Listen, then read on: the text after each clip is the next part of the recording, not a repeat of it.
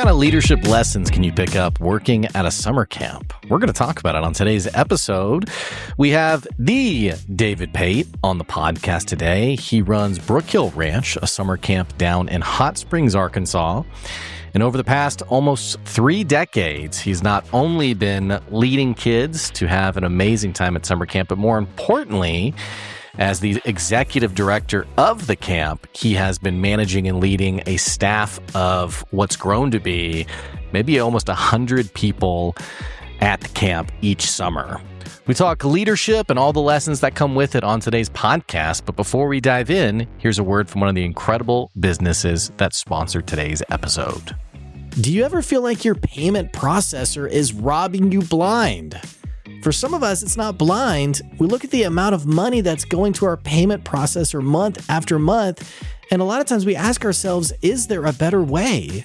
I'm making good money, yet so much of it isn't actually ending up in my pocket. In the world of payment processing, in many cases, it's a cashless world, so you have to have a payment processor you can really trust.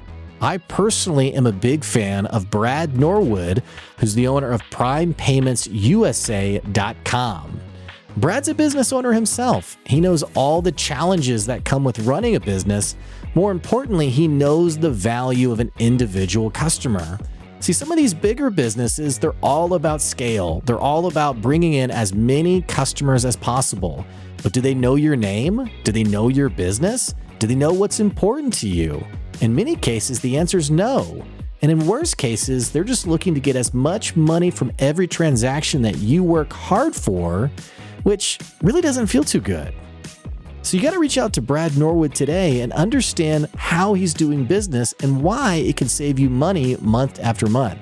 More importantly, you might even ask him about his zero-fee payment processing that he's offering to a select few of people. Go to PrimePaymentsUSA.com and start putting the money that you worked hard for back into your pocket. David Pate on the podcast. This is like childhood hero on the show today. Hello. Hey, Blake, I'm so honored to be here, man. I just, I love the Good Advice podcast.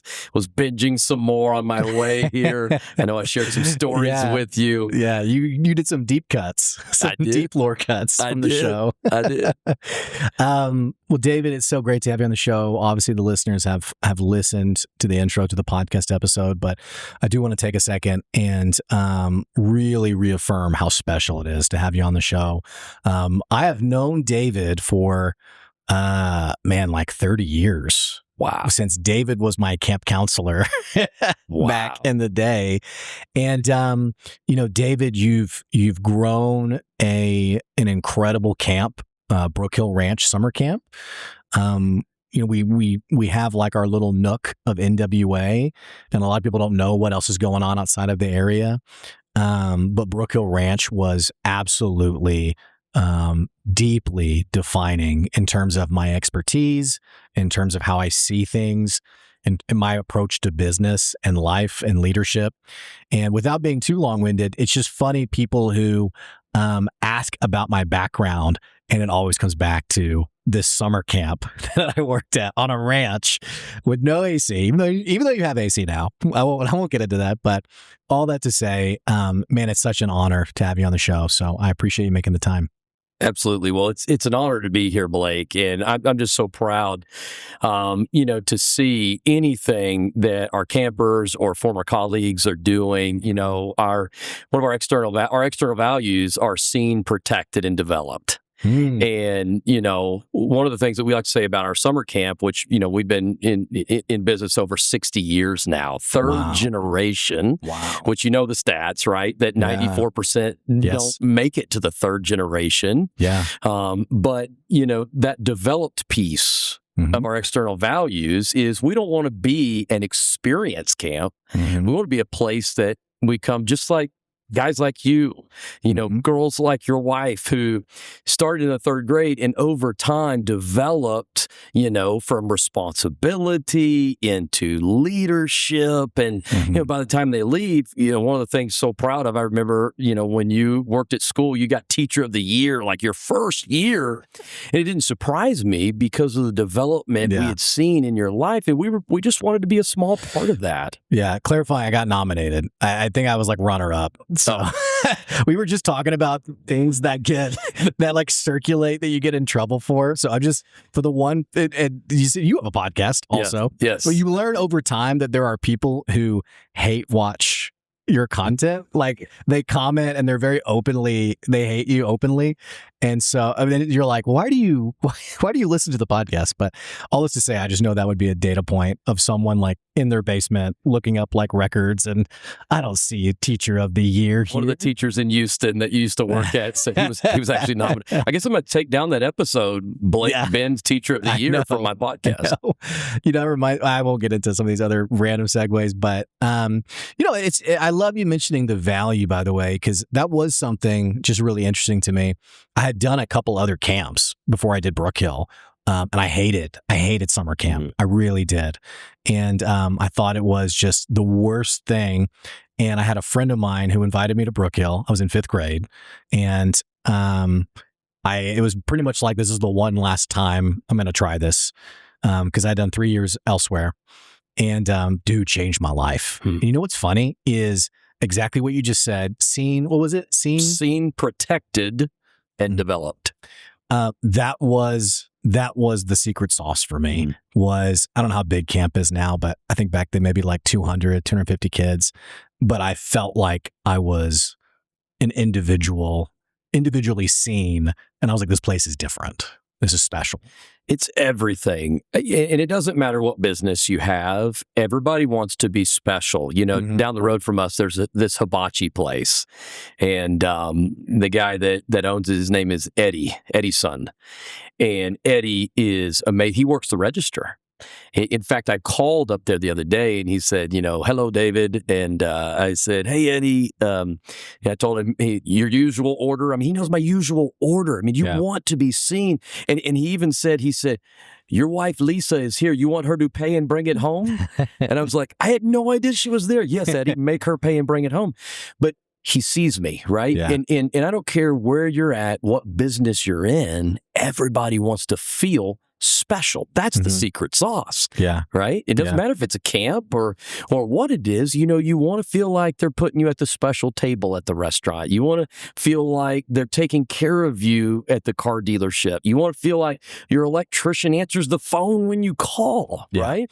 What's really interesting, and I'm excited to get in this conversation today because I feel like, David, you didn't have a business background. Like you didn't get like a business degree because I can't remember even before Brookhill. Something I really like about you is that you've built Brookhill literally learning how to do business. And so I'm excited to like dig into some of these concepts. But what you were just saying is so interesting to me because I feel like if 98% of businesses could just grab onto this concept, like it drives me crazy when I call someone. Like I'll have cash in hand ready to make a purchase and I can't get anybody to answer the phone. And I'm thinking like, I need to buy a new set of tires, $1,000 expense. I was ready to buy it. I put it on Facebook. Who should I call? And I had 3 or 4 comments that were like, call these people.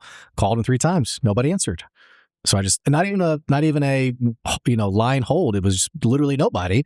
And then someone else said, hey, call this person. They'll help you out. And they came and picked me up and took me back home until the tires were done. It blows my mind that people don't understand this basic principle in business. I think streamlining becomes our number one focus. And I think anytime you streamline customer service, that's dangerous. Because everybody wants to speak to someone that cares. I mean, it goes back to being seen. But, I think we've streamlined away I think customer service it's the new magic wand. Mm-hmm. And I think Chick-fil-A has shown us that. I don't know if we're supposed to name all these businesses on the pod, but We are very open lovers of Chick-fil-A on the podcast. Okay. There's a business in Central Arkansas. I think it's made its way up here, Splash Car Wash.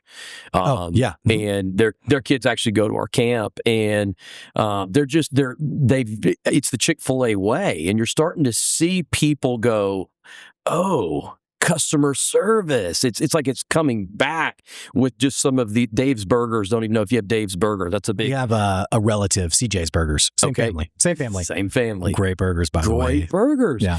But it's always welcome to Dave's or welcome to CJ's. And, and it's all about customer service. And that's what creates that retention, right? It creates people coming back. And I think it's culture. And I think we know we need culture internally when we work with our teams. It doesn't mean we're perfect at it. Doesn't mean we don't need to grow in that. But I think we forget there's a culture with our customers, right? There's a legacy. Legacy is what you're known for. And everybody has a legacy, good or bad. Mm-hmm. It's the Google review now or whatever it is. But it's so important that we build that rapport. And that's what you felt, right, from your counselors. Hopefully it was, hopefully I gave that. It's you're employing people, and you have different experiences. And I did have a counselor one time that I ran into Fazoli's. He was working the cash register, and I was like, "What are you doing here?" And then I realized, oh, they don't just live at Brookhill. That's right. all year long. But it is funny though, because I was speaking at an event this morning, and you mentioned Chick-fil-A. We've talked about the Chick-fil-A a lot on the podcast. And, there's a story that I've shared about a customer lost their phone. They dropped it in the storm drain, and the Chick-fil-A employee pulled the man cover off and went down and got it. Let's be real. Unbelievable. Do you think the McDonald's person is gonna... Probably not. Probably not. And then the latest thing today that I was looking at was Jansen Nash texted me this yesterday, a picture of a notice on a Chick-fil-A door that said a note on pennies, and it said, "We're going to round down on all orders just to put a few more." It's nothing. It's nothing. And everybody else is rounding. Exactly. And what's funny is, as I was doing my research on this, I found another business that had their window taken a picture of that said, "It is your responsibility to have the exact change. Otherwise, we're going to round up to the nearest nickel."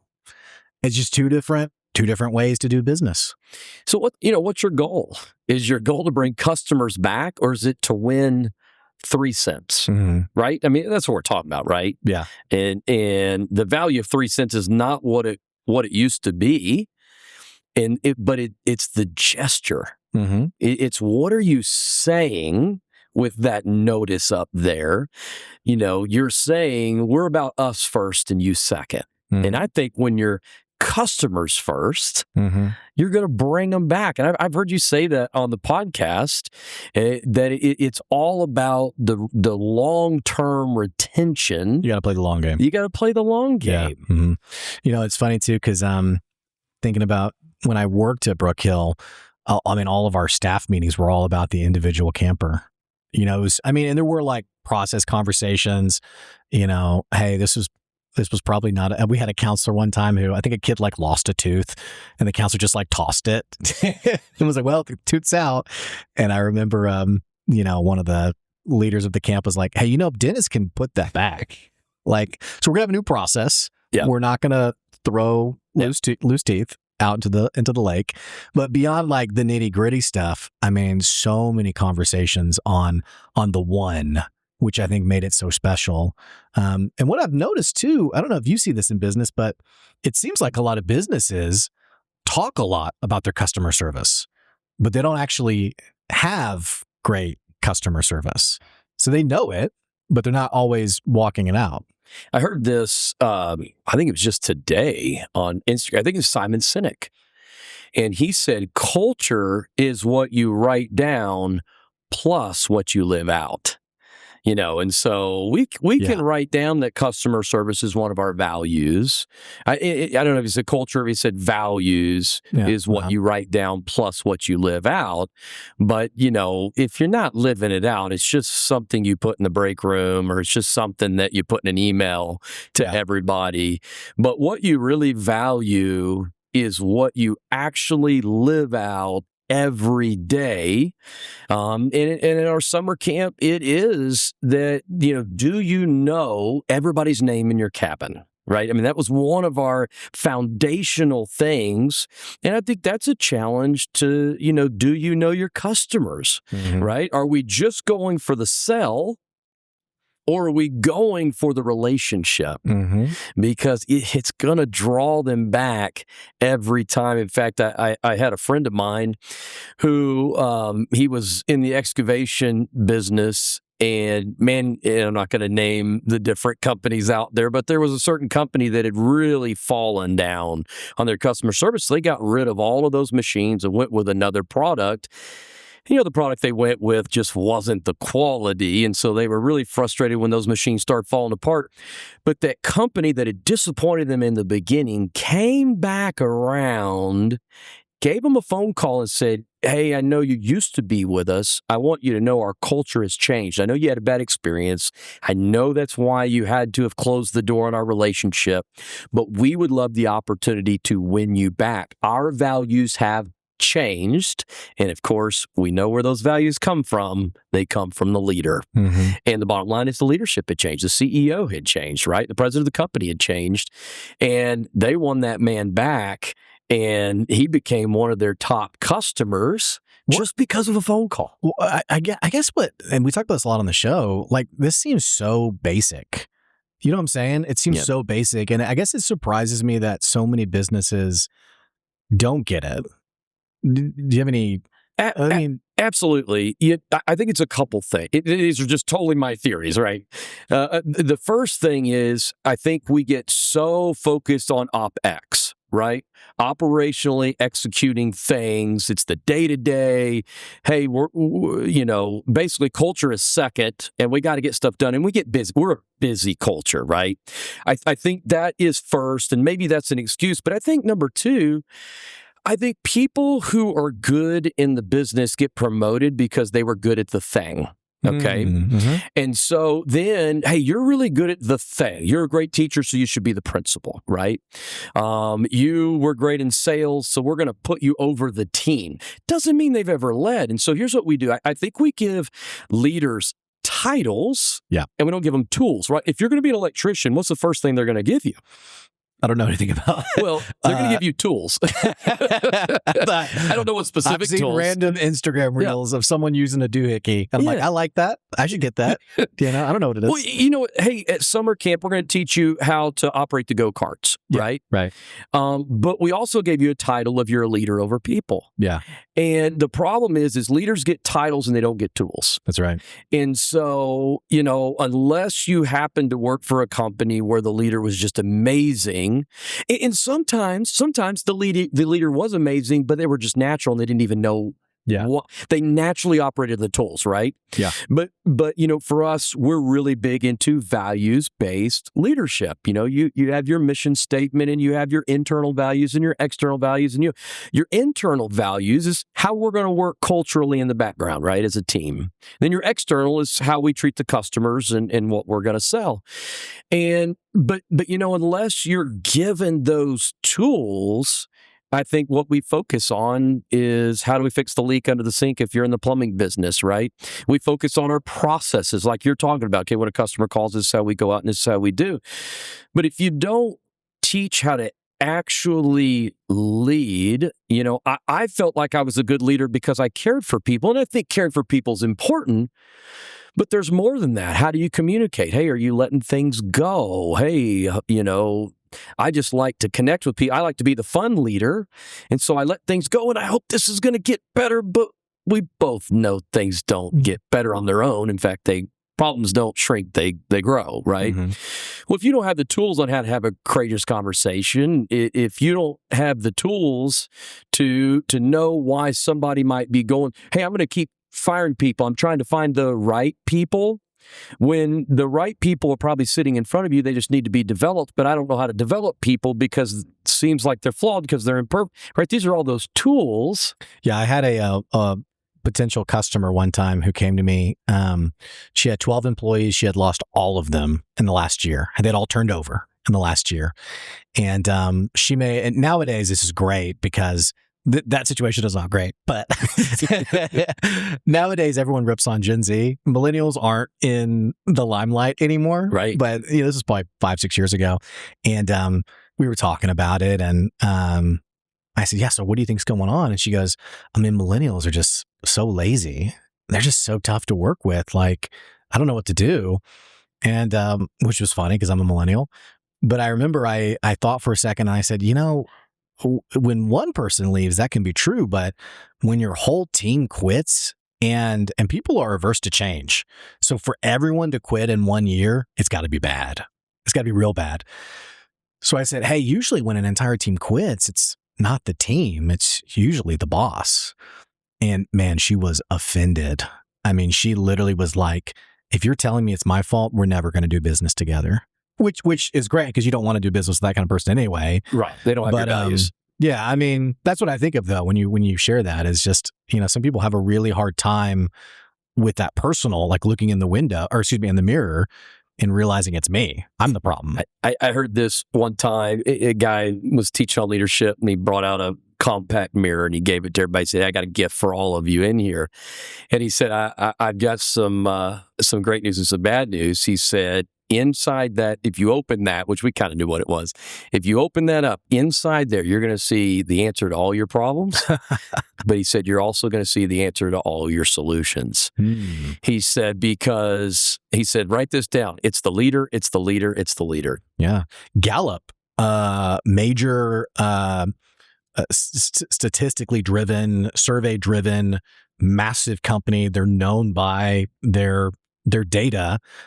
They released a book 6 years ago that basically summarized all of their findings on retention, which by the way, retention is a multi-billion-dollar difference in businesses. Like the cost to replace an employee is something like, at the time, I think the Department of Labor said it was something like 1.5 the annual salary. So you're going to spend a year and then another half a year finding someone and then training them to fill those shoes and hoping they're a culture fit too, by the way. So it's a massive industry, massive problem to get solved. So they released a book in late 2019, I think it was, and it's 3 words. It's the manager. That's it. And it's, one of those books where every chapter is like, it's still the manager. But it's overwhelming, the data. It's so true. And I love the book. I don't know if you read the book, It's Your Ship, by Captain Michael Arbshoff. You got to read it. He took the worst ship in the Navy, and I don't know what the statistics were on how much turnover there was, but it was a real joke when they switched the captains over from the other guy to him, and everybody's laughing. They're glad to see this guy go. He took it from last to first. Wow. And they would train everybody, because you're a ship out at sea. Everybody's got to be able to do 3 or 4 jobs, right? It's like, okay, you got a guy here. We need a first place, a second place, a third place. They said their 4th level deep in a position would be better than some other ship's first level. And they had some 90-something% retention rate under him. The same ship, same generation of people. The difference was he went from command and control to connection based. They wouldn't do officers' lunch table and enlist, no. And he would say, we stand in line just like everybody else, and we eat with the men just like everybody else. We wait for a table just like everyone else. And he basically would say, hey, it's your ship. They would come to him like it was his ship. And he said, no, it's your ship. What do you think we should do? And I mean, he was the whisper. It's a beautiful book. I mean, you could read it in one setting. He's just so good at what he does.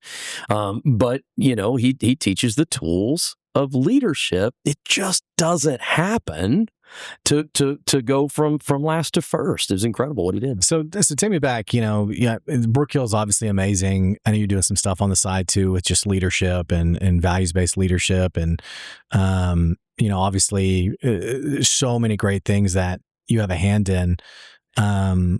Take me back to, your position has changed a lot and it's had phases, camp counselor. And forgive me, by the way, I didn't do like a full bio right up here, your CV. I don't have it in front of me. But camp counselor, assistant camp director, running Brookhill. Now, Brookhill is so substantial. So when just none of this really matters for the listeners, but like data points, I think when I was there, it was a staff of maybe like 27 or 28.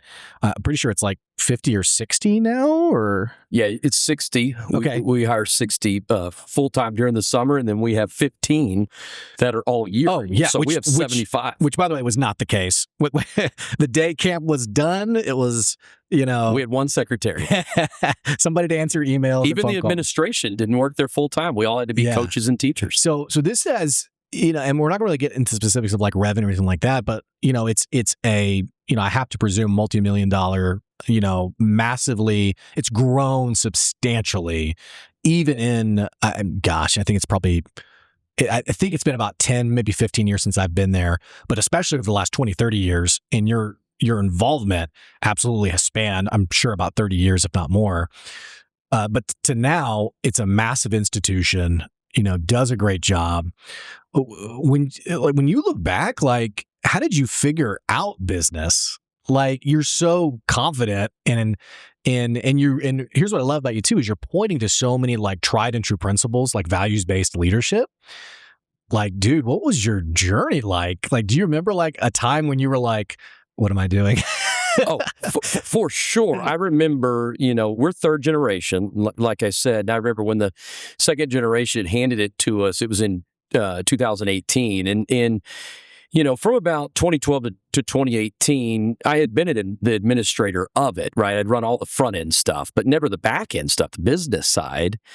And the first day that, which is a fun story in and of itself, my father-in-law called us in and said, "Hey, I want to meet with you." And I was like, "Cool." I was remodeling a house that day. I think I was running a pressure washer. And he called and said, "Hey, we want to meet with you." And cool. Okay. I'm kind of busy. Yeah, it's important. Okay. So we run over there and he goes, "Hey, you're going to run Brookhill. We're stepping down." Okay, cool. All right. Camp brochures just went out. Camp just started. I have no idea what I'm doing. First call was I called a buddy, because who's the smartest person in the room? The smartest person in the room is the room. You got to surround yourself with people that are smarter than you. And you have to be able to say, I don't know what I'm doing. First thing, I call one of my best friends, Sean O'Keen. Runs an excavation company today. And we had like a 3-hour lunch and I was like, hey, what do I do? And he just began to lay out I knew how to run camp, but I didn't know, what's a budget look like? How do you forecast over the next 10 years?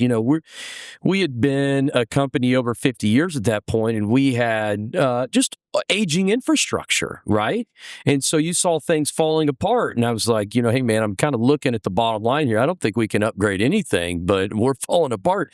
And he just began to lay out, here's what you do. And so, you got to start where you're at. And then, of course, 2 years later, COVID hit in 2020. Yeah. And that was when I had decided that I was going to apparently have a 3-year run and crash the third generation business. I was pretty convinced. I lost my hair. But, honestly, Blake, it's through a crisis that you learn the most.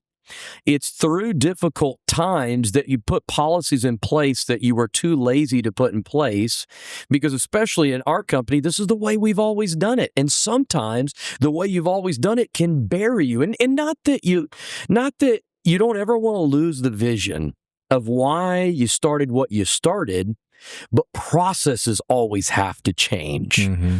And if you hold on to the vision and hold on to the processes, I don't know that you can sustain, because things are always changing. And so, for me, it was a cry for help and I was willing to listen to anybody who showed me the fruit, right? Yeah. Show me, if you're growing. And I had a lot of meetings. And honestly, I feel like, Blake, I have more meetings today to learn. I spent all last weekend learning from 3 business leaders, and I just sat there and listened, right? Just ask questions. The greatest leaders are professional question askers. It's actually a quote from Craig Rochelle.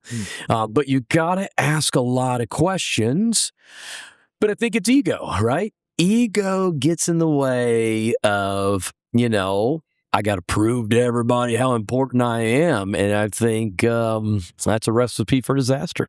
And just even I feel like in entrepreneurial circles, looking like you have it all figured out. And I try to really not be that person, which is a little ironic because I have a podcast on, hey, here's what you do. Yeah. But I take my licks like anybody else. And I had someone call me the other day for Google Ads help and said, I'm really stuck. Can you help me with this customer? They're at the point that they're about to ask for their money back. And I said, here's the deal. I do not know anything. I'm really good at spending money on Google Ads. I've probably spent $15K of other people's money, and I don't sell it anymore for the reason that I'm not good at it. But here's what I can do. I don't want your customer to be upset. Why don't we both sit down? Let's go through it together. Let's see if we can figure this out together, which we could have. It turns out the 2 people who don't know what they're doing were not able. They were not, the 2 blind squirrels finding the nut. But I will say in entrepreneurial circles, there's a lot of, not virtue signaling, not that word, but just showing, I guess, talking the talk and not necessarily walking it, unfortunately. I think it comes down to a worthiness issue, right? And worthiness can look very different. It can look like ego, or it can look like insecurity. Yeah. And my mentor, if I give a shout out to Larry Mills from the San Antonio Spurs, he says, he said, you got to walk in freedom where you have nothing to hide, nothing to prove. I'm no longer a victim of my circumstances. I'm okay. You're okay. Now let's figure this thing out together. But, when you're walking in unworthiness, I have to put on a show. You said it a couple episodes ago. If you haven't listened to the Good Advice podcast on social media, go back. No, a little shout out to you there, Blake. But no, you really said it. I think we've become the social media culture. And so I have to put on a front. I have to look a certain way instead of just being honest. When a customer leaves a bad review, be honest. Either thank them for the feedback, or whatever. It's the people that don't tell you the truth that don't allow you to grow. It's the people that'll be honest of, hey, you're not good at this, and to call and admit the mistake and say, mate, you're right. I missed it on that, and I wanted to grow from that. But ego puts up the shield and has to look a certain way. But, what do you want? You want empty ego, or do you want genuine results? I think your customers would tell you they want genuine results. And I think about, too, in terms of the personas people have, but also just the advice that's out there. One of the things you mentioned a second ago was that's the way we've always done it. And I think people think that advice, it's so blatant in the sense of we always punch the customer in the face. That's what we've always done. And someone's like, well, that sounds like it's pretty bad. And what I love about your story, though, is having been to Brookhill, and I don't know the details of this, by the way. Dave and I haven't talked about what processes you changed, but I do wonder if there were things that some of these things are so entrenched in the culture that when you start to change it, there's pushback of well, that's not Brookhill. Even though it's well, man, I'm really walk me through that, having to move in a certain direction. And obviously not that you had massive drama around it, but even internally, we're moving a certain way, even though that hasn't been what we've been like before. Yeah, and that comes down to messaging, messaging with your customers, messaging with your staff. We are constantly asking ourselves, what is Brookhill? Is Brookhill a building? Is it a tradition? Or is it the fun connection in Jesus with us being a faith-based summer camp, And I always tell them, as long as we're not changing, who we are is not a building. Who we are, a great example, if you remember, we used to hand every camper a folder. When you got to camp, you got a folder. You don't have the folder anymore? No folders. What? And I got to tell you how this happened. Do you have like smart, is it like Disney rides? Like you have your It's your actually digital... just on the back of the name tag, right? Right? Because what a wild concept. It's a wild concept. Isn't this so funny how this is so obvious in hindsight? I didn't know this, by the way. Yeah. Hey, kids, we want you to carry around basically a 3-ring binder at summer camp when you're riding go-karts. We have 8-year-olds. And then we're younger now, right? We do. We have second grade now. Second graders, don't lose your 3-ring binder, please, at a summer camp. That's right. That you're riding go-karts. And then we would have this like reward system to where, if you lost it, we'd call your name from the stage. And it's like we created all of those problems, right? Yeah, that's right. And I tell you how this happened. This is great. It's a beautiful story. So we're sitting around, and typically most of our staff has been through our program. I mean, like 99.9%. But we had hired somebody to answer the phones. She had never been to Brookhill, which was kind of a disaster in and of itself. I'm not calling her out at all. I'm not. She was great. She was a sweetheart. But we'd be sitting in staff meetings. She had no clue what was going on. It's kind of like our current camp director. If you remember his first year on staff, he's like, what uniform do we wear? And remember, everybody was like, oh my gosh, it's the red T-shirt. Come on, guys. Yeah. But anyway, we were sitting in a staff meeting. We were trying to figure out how to make budget. And she was looking at it, and we were trying to do this team thing. And she said, we're spending $10,000 a year on these notebooks. How many kids really pass off awards in how many activities? And at first, everybody just stared at her and, hey, be quiet, right? How dare you? Hey, who are you? You've never been here. Yeah. You don't know anything. Be quiet. Yeah. And as the more we marinated on what she said, we realized, I guess it's only a couple of I guess we could just have handouts that we passed out if it was in those words. You just saved us $10,000, right? But if you're not willing to listen to people, I mean, come on, ego says, who are you to speak up in staff meeting? Yeah. And one of the things that I always try and tell our team is all the power's at the top, but all the intelligence is at the bottom, right? Mm-hmm. Because you and I were both campers, Blake, but I'm 45 years old. It's been a while. Yeah. And so now I got the budgetary power to buy things or whatever. Like if we go to renovate a restroom, I may think, hey, it's more sinks that we need. And they may say, hey, no, we need more showers or whatever. And I have to go ask the campers and the counselors that instead of assuming, well, I'm in charge. What? My ego. What? And that's how we've made some of those decisions is, hey, everybody has a seat at the table. Mm. And when you give that culture, when you give people permission in your culture to do that, it's amazing the wisdom that comes up. And right? Yesterday's great idea is today's bad idea. And sometimes they'll ask, who came up with that? And I was like, yeah, that was me. It was great at the time, but I can see now how you bring that up, that was a really bad idea. And I think there's merit there to like the concept of like agility and, being willing to take sunk costs. I think sometimes in organizations, leaders especially are averse to change, and then they try something and it doesn't work, which for our listeners, I mean, like nine times out of 10, it's not going to work the way you thought it would. But they take that as a sign of like, see, we shouldn't have even spent that money. This was a huge disaster. But they miss the opportunity because they don't realize there's like an iterative process to all of this. Yeah, I think progress over perfection. We were just talking about this the other day in a staff meeting, and I've got some amazing people on our team, and they just want to do it perfect. And I said, I love that. That's a beautiful heart. But let's fail forward fast, right? Let's go ahead and go after it. And, sometimes the vision isn't going to be perfect. We changed a process this last year in how we hired a custodial position and how we did that in-house. And, it didn't go right half the summer. And I said, hey, why don't we revisit that? Why don't we come back in? And, what I found was it wasn't the idea. It was my inability to communicate. And I said, guys, this was totally my fault. And I began to share more vision on it. And they went out and killed it. And I said, when we pioneer something, we're not going to get it 100% right because it's theory. And so I think it's so important that we're willing to change and pivot.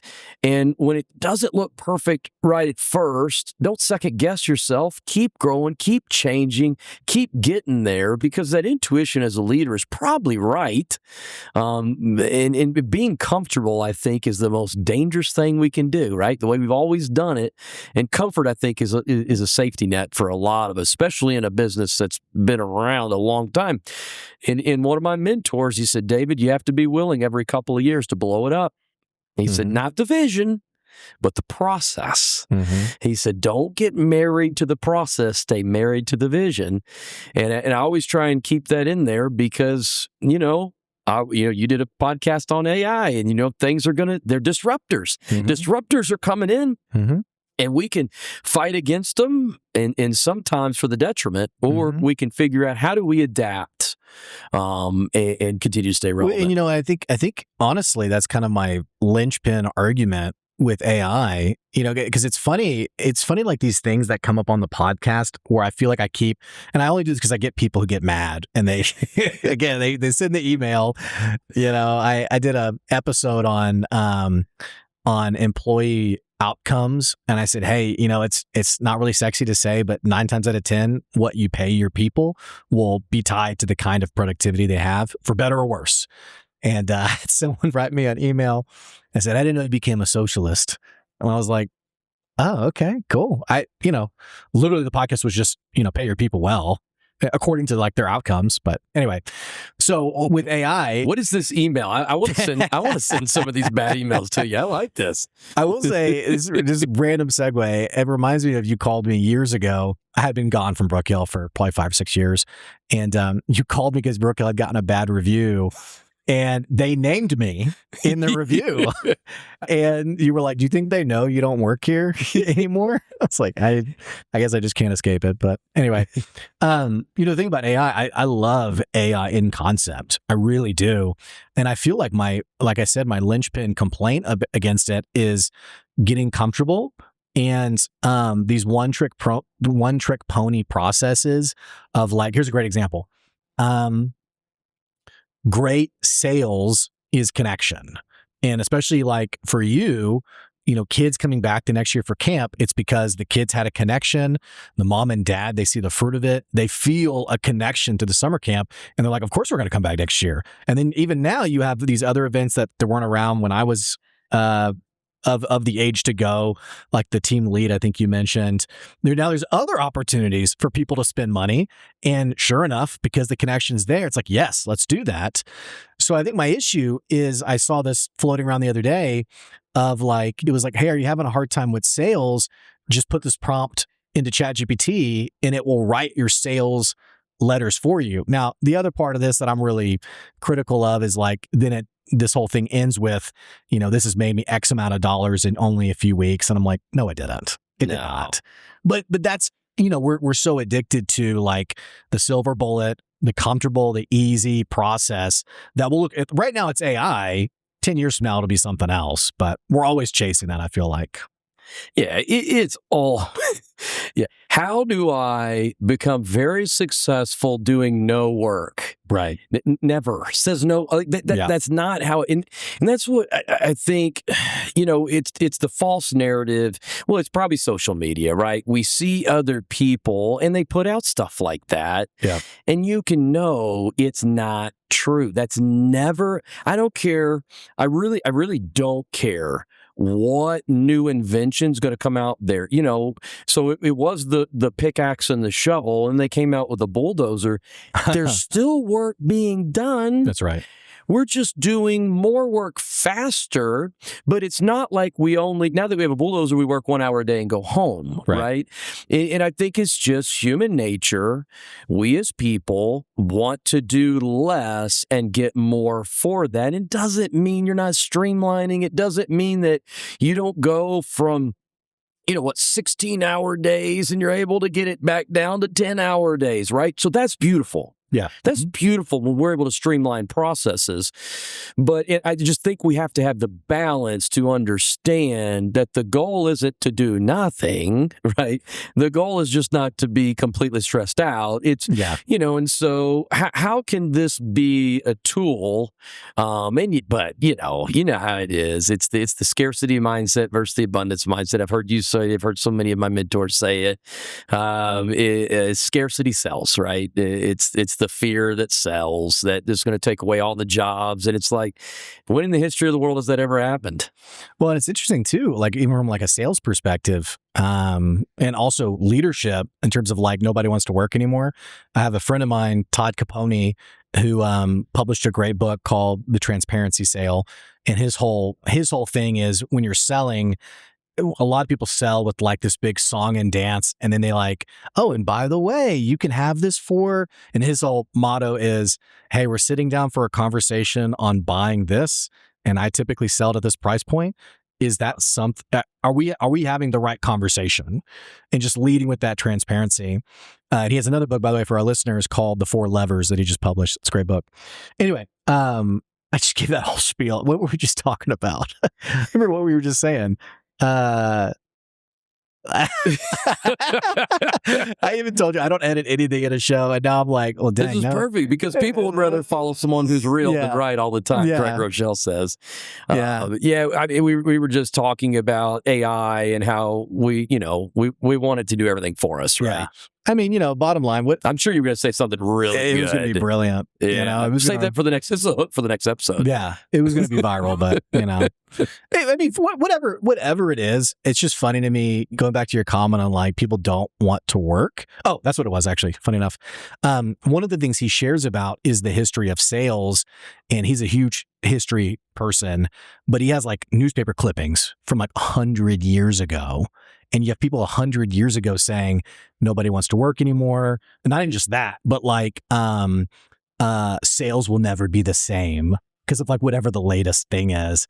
And so it's funny that like whatever is like the scarcity thing, like the buzz headline, it's the same thing that's been said for the last century and probably more even before publication. So like you said, it's nothing new. That was my long-winded way of saying, you're right. It's the same headlines. It just may be on Facebook instead of in print, right?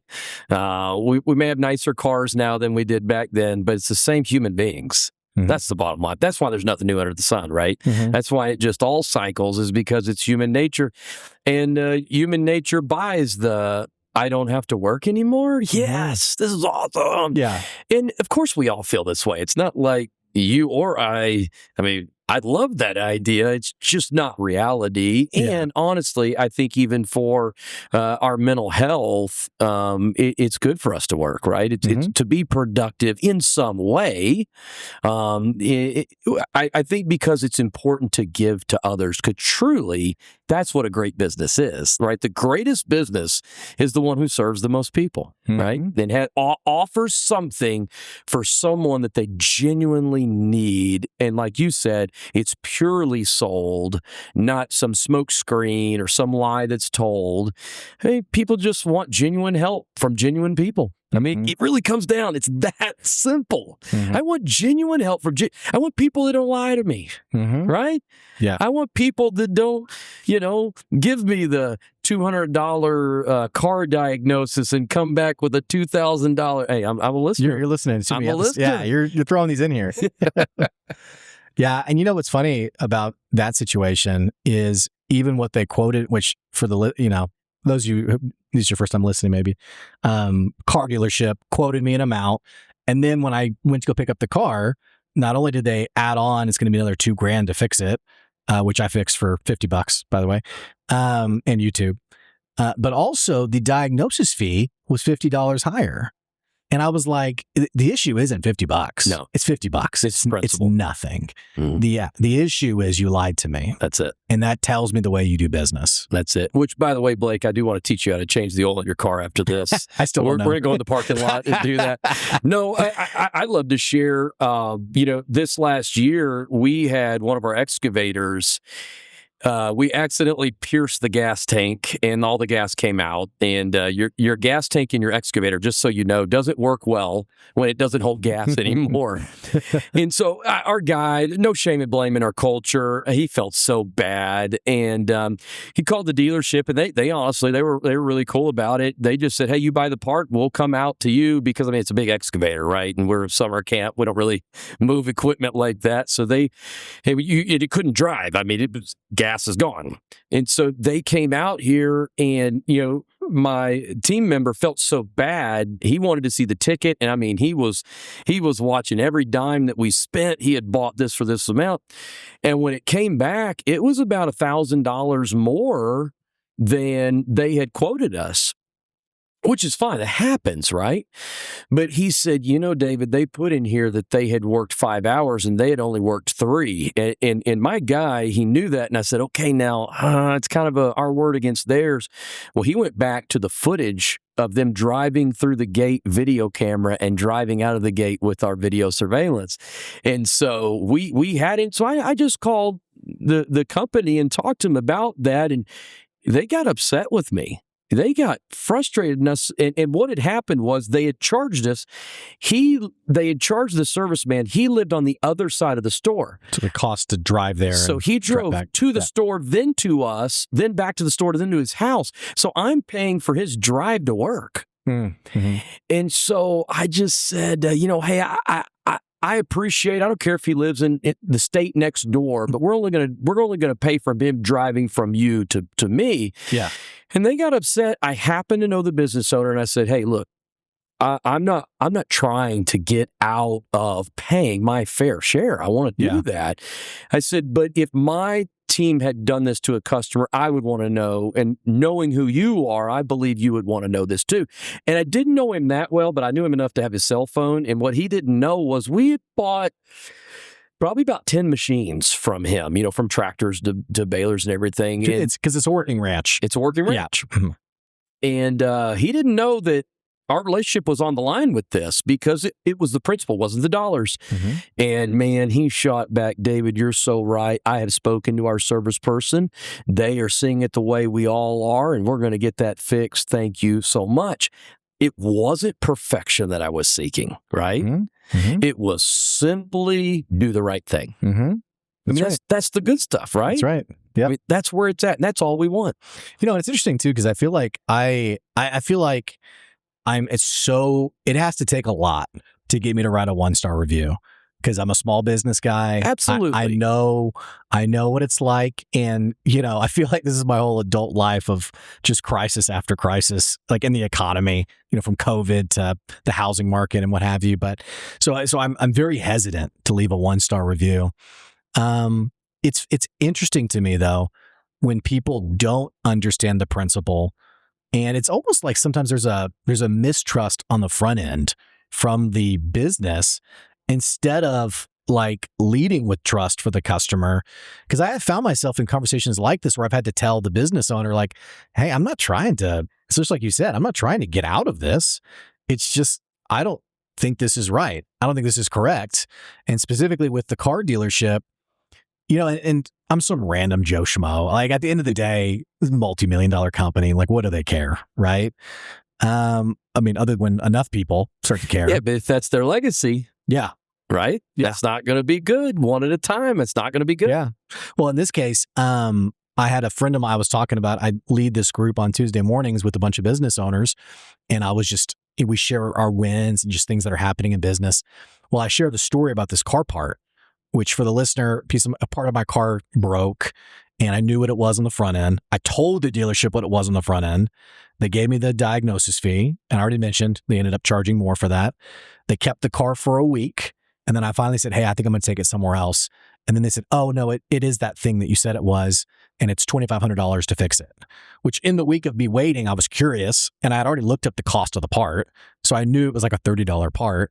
And I had found the video on YouTube that was like, hey, this is a 30-minute quick fix. So I was stunned by this price. But point being, I was sharing the story with someone who was in the group, and the person, awesome business owner, smart person, said, hey, I know the owner. Like, do you want me to get either contact info? And I was like, I don't want to, rock the boat. And like, I can get you if you should, they would probably care. They'd probably want to know. And I was like, well, yeah, I'd be happy to. So I get an email address, write out an email. And again, I'm trying to be I don't want to be that guy, but I just say, hey, here's what happened. Here's how long it took. Here's the experience I had. Here's what you charged me and how it was different. And then what you quoted me to fix it. And then what I actually paid as someone, we joked about the oil. I don't know how to change my own oil in my car. I have no idea. Never done it before. So as someone who's never done that, I fixed it in an hour. So how long would it have taken one of your techs? Probably 15 minutes, So I sent off that email, never heard anything back. Never got a response. And I just thought, okay, that tells me something about your business. It does. It's so hard getting those emails, right? You know that. I know that because, my heart is I want to be better. And, you're busy. You're busy, like I said, on OpEx, right? I got a to-do list. I got to execute.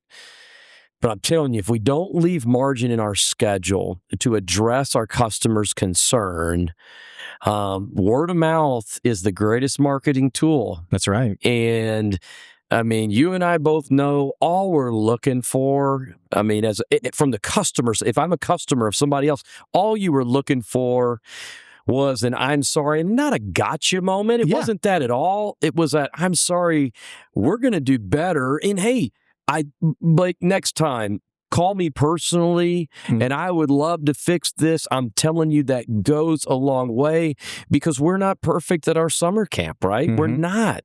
And those parents that are willing to, or the customers that are willing to go out of their way and let us know, I see that as valuable instead of irritating. But once again, as a business owner, sometimes we just don't have that margin. We just don't, right? And I think it's really important that we look in the mirror and say, how do I put that margin in? Because it's so vital to our business growth, right? It is that we not only... We got to get from being these people who just sit here and work in our business that we don't get to work on our business, right?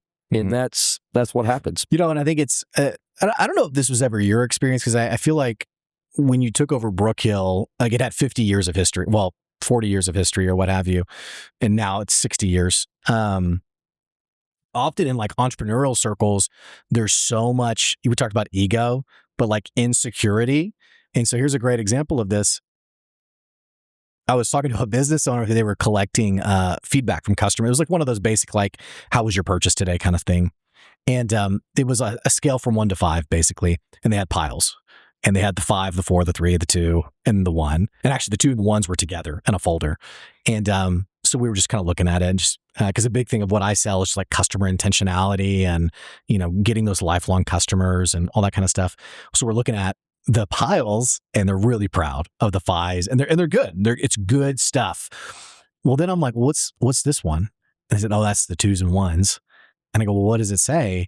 And they go, we don't know. We've never read it.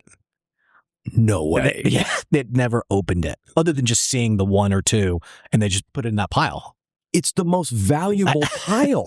That right there, that they're telling you, if you'll do this, you'll be amazing. That's what the 1s and the 2s are telling you.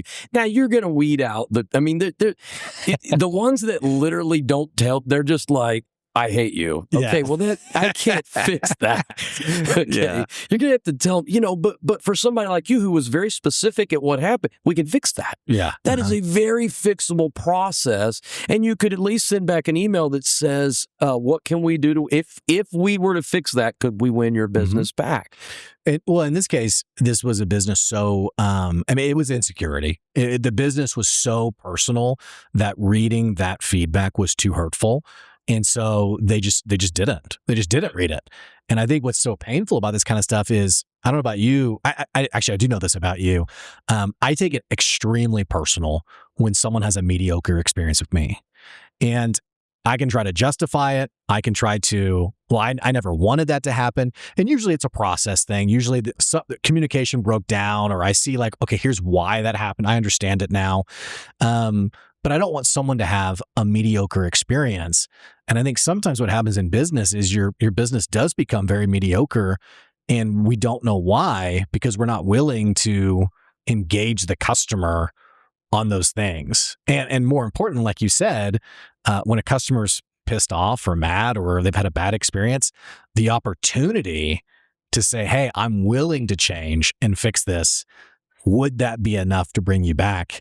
Instead, it's, radio silence or what have you. But a lot of times it wasn't the business owner that did it, right? It was the team. And so you have to see that and go, well, I got to train my team better, right? I've got to communicate, but it's on me. It's the leader, right? Going back to that. And it's I didn't communicate that well enough because, I can call the customer all day and say, that's not what we do. And then they're going to say, well, that's what you did.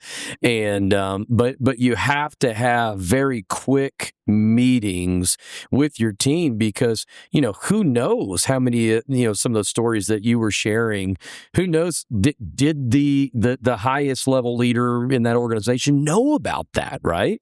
And so, what's the process for you to know what's going on in some, let's say you have 3 locations, right? Let's say you have 5 trucks, right? You can't be in every truck. And I think that's what, as a leader, we try and make up for it. I'm trying to be everywhere all the time, right? I got to work more, and that's never the answer, right? You got to hire great people, and you got to coach them, and you got to do. On that, and I kind of already know the answer, because one thing that has always been true about Brookhill from when I worked there was, man, you guys were so intent on hiring the right people.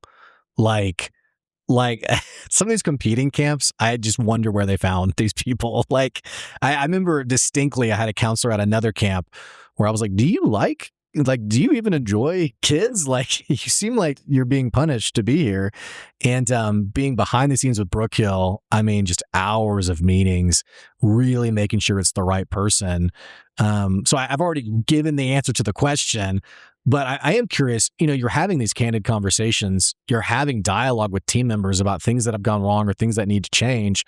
What's your secret for bringing on people who have a heart that can listen and grow and change and take hard feedback? Like what's been that's been that you've developed at Brookhill? I think it's all in the setup, right? It's all in the front end of talking about, here's the culture of who we are. And I think back when you were here, I think we did, I don't know, now looking back, I think we did an okay job. I appreciate what you're saying. But because we've grown so much in the way that we do, we're getting better feedback from our staff. And it's just our processes of how you communicate. I really feel like, honestly, Blake, sometimes I want to apologize to you because I feel like sometimes we were a little shame and blame. And now, it's the more share and care culture with our team. But I really think you have to have enough meetings. Let me give you this story. So, we had somebody evaluate one of our young up-and-coming staffers. They were like, yeah, they gave him like a 3 out of 5, and they were like, they were willing, they just didn't know what to do. And we were like, that's perfect. You want willing people, and you're there to train them what to do. Did you tell them what to do? Well, no, they just didn't know what to do. And I think we assume people are going to walk in the door already ready to go. I just know it's genuine. because I have literal data points from years ago, this would have been 15 years ago, of us having this conversation, and you've continued to live it out. I think when you were there, we have levels, right? Level 1, level 2, level 3.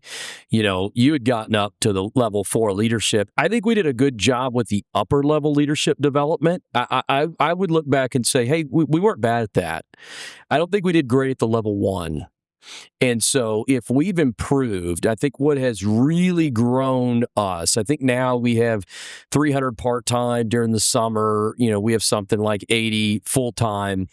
And, those 80, we always, because they were level 3, level 4, they always got good development. Lots. But we created lots of space for that. And to go back and kind of give you a little grace there, I don't feel like you had a lot of space to train these people with where you were at. One of the processes we've changed is we've now given space to level 1, which goes back to a Chick-fil-A. Chick-fil-A on their level 1. Think about it. You don't ever go into Chick-fil-A to the cash register, ask a question, and they look at you confused, right? You do get that at other places. They're like, the customer comes in, they're like, what do we do? Yeah. Can I have a milkshake? A milkshake? Yeah. Do we serve milkshake? They act as if no one told them anything about this business, right? I don't even know if we sell chicken here. It's like, you're the chicken place, but it's because Chick-fil-A, every level you're at, you get training.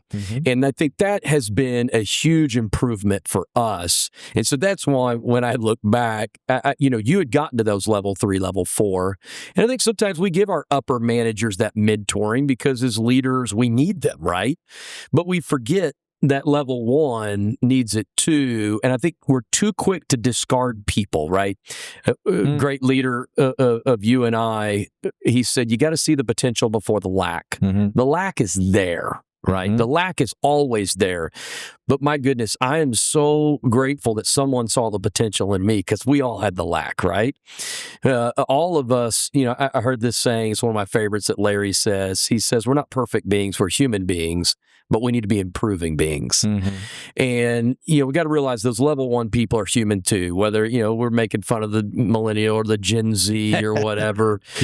But they're just people that want to be noticed. And they do want to be developed, right? And we just have to adapt to their personality. Once again, who's it on? It's on the leader, right? I think that's a theme of what we're talking about today. It's on the leader.